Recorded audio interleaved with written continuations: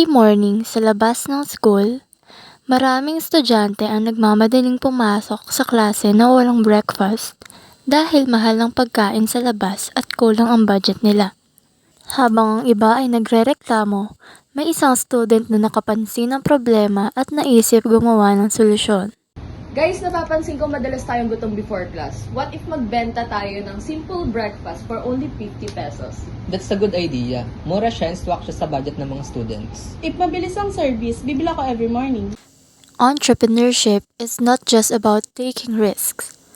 It's about organizing resources to create value, ayon kay Jean-Baptiste Say. I can cook. May mahihiraman naman akong rice cooker and I just need your help.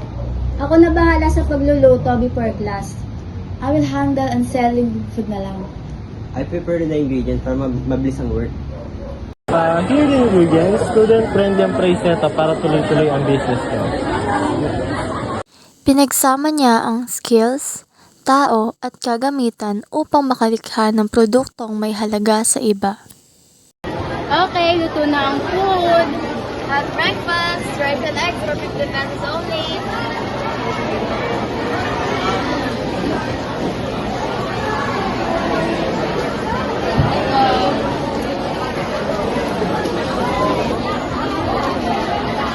Masarap and okay sa presyo. Oo nga, mas relax students na nagmamadali sa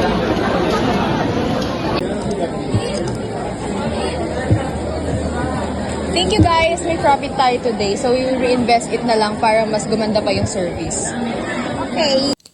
Hindi siya umasa sa swerte, kundi inayos niya ang mga resources para makalikha ng value para sa iba.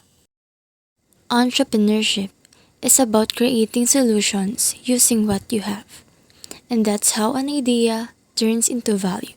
Thank you. The group concludes that entrepreneurship is about identifying needs and organizing available resources to create value for others. The group recommends starting small, testing the idea, and reinvesting profits to improve operations and sustainability. This scenario shows that after validating an idea, proper business planning is needed to manage costs, improve efficiency, and prepare for growth.